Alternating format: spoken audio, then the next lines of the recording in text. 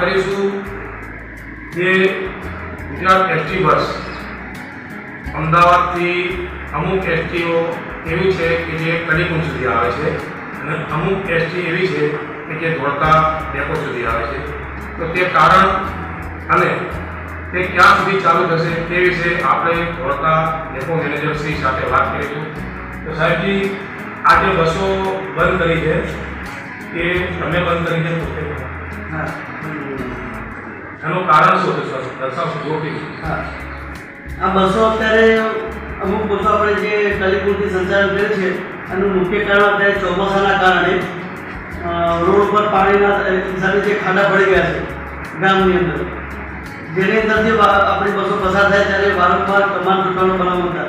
રોજના 2 થી 3 બસોની કમાન તૂટીને આવે. એમાં આપણી બસો જે માનો કે બસ સવારથી માંડી સાંજ સુધી અમદાવાદના બીજા ફેરા કરતી હોય અને 1 વાગે પછી માનો કે આપણે કોઈ રોડ પર જવાનું હોય અને કમાન તૂટીને આવે, હવે 1 વાગ્યાના પેસેન્જર આપણી વાત જોતા હોય બસ હમણાં આવે છે અને કમાનના કારણે બસ બંધ થઈ જાય એટલે પ્રશ્નો બધા મુસાફરો તકલીફમાં મુકાય.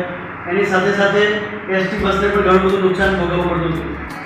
રોજથી 2 થી 3 બસની કમાન તૂટે અને એનું રિપેરિંગ કરાવવું એ સમય પણ લે અને એનો ખર્ચ પણ થાય, જે ખર્ચ વધારે પડતો થતો હતો.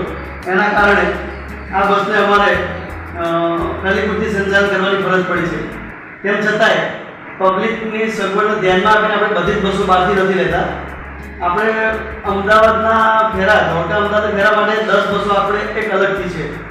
જે બસોમાંથી પહેલો ફેરો આપણે ડેપોમાંથી નીકળે અને છેલ્લા ફેરામાં પાછી આવે અને આ 10માંથી 5 બસો વચ્ચે આવે ડીઝલ સર્વિસ કરવા માટે આવે. એમ કરતાં એના જે આખા દિવસના 50 ફેરા થાય ને એમાંથી 15 ફેરા એ અંદર સુધી આવે અને બાકીના 35 ફેરા આવે છે કે આપણે બહારથી સંચાલન કરીએ છીએ. અને એ સિવાયના આપણી બીજી બસો જે છે કે જે આપણે ઉપર બાલ વિસ્તારમાંથી આવી અને અમદાવાદ વળગે છે એ બધી બસો છે એ પણ આપણે અંદરથી જ સંચાલન કરીએ છીએ. એટલે સમયાંતરે અંદરથી પણ બસ મળી રહે એવું આયોજન તો કરેલું છે, પણ આ જે વધારે પડતું નુકસાન હતું એને અટકાવવા માટે આપણે અમુક ફેરા જે છે એને આપણે બહારથી સંચાલન કર્યું છે.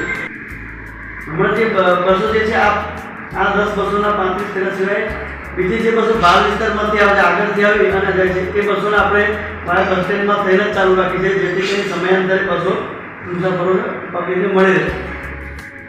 આ જે બસો કલીકુંજથી સંચાલન કરે છે એ માત્ર ને માત્ર ગામની અંદર જે રસ્તા મુખ્ય રસ્તા પર પડેલા ખાડાઓના કારણે કરવામાં આવ્યું છે. એના માટે અમારા દ્વારા નગરપાલિકામાં ચીફ ઓફિસરશ્રી અને પક્ષના અમુક હોદ્દેદારોને પણ અમે રજૂઆત કરેલી છે અને એમના દ્વારા અમને આશ્વાસન આપવામાં આવ્યું છે કે 2-4 દિવસની અંદર એ જે ખાડાઓ પડે છે એમાં પેટ કપચી એવું પુરાણ કરી અને ખાડા પૂરવામાં આવશે અને બસને થતું નુકસાનને અટકાવવામાં આવશે. ભીડ કપચીથી કે જેનાથી આ પુરાણ કરવામાં આવશે એટલે આપણે તરત જ આપણું સંચાલન જે અત્યારે મૂળ સંચાલન હતું એ બસ સ્ટેન્ડથી સંચાલન ચાલુ કરી દઈશું અને આ મુશ્કેલીનું જ્યારે અંત આવશે. બીજો સવાલ કે આ જે બસો બંધ કરી છે એ કેટલા દિવસ સુધી બંધ છે? આ બસ છેલ્લા લગભગ અઠવાડિયાથી બંધ છે. છેલ્લા અઠવાડિયાથી. હવે સાહેબ, તમે જે રજૂઆત કરી નગરપાલિકાને તેમણે શું તમને કીધું આ વિષય કે રોડ સુધારવા લીધે શું?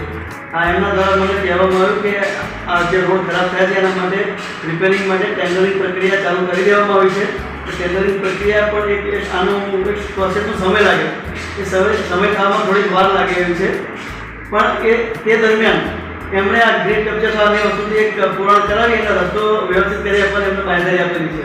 અને ત્યાં સુધી આપણો જે રસ્તો સારો કરશે એટલે આપણી બસ ચાલુ થઈ જશે અને એનું ટેન્ડરિંગ પ્રક્રિયાની જે પ્રોસેસ પૂરી થશે એટલે રોડ પણ એનો રિપેર કરી આપશે અને એ પ્રશ્ન પૂરો થઈ જશે.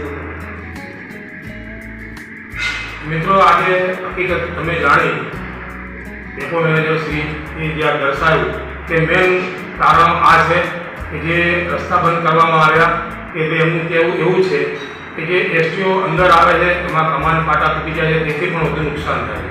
તે કારણે બસો બંધ કરી છે અને તેમનું એવું કહેવું છે કે ભાઈ રોડ પૂરો બને ત્યારની વાત ચાલે, પણ હમણાં નગરપાલિકાથી અમને એવું રજૂઆત કરી છે કે હમણાં ખાલી રેતી કપચીથી ખાડા પૂરી દો જેથી કરીને અમે એસટી બસ ચાલુ કરી શકીએ. અગર જો નગરપાલિકા દ્વારા આ કામ ઝડપથી કરવામાં આવે તો પછી ડેપો મેનેજર સાહેબનું કહેવું એવું છે કે જો ખાડા રેતી કપચીથી પૂરણ કરી દે તો પછી બીજે દિવસથી એસટીઓ ચાલુ કરી દેવામાં આવશે. તેમનું કહેવું એવું છે. ઠીક છે ને સર?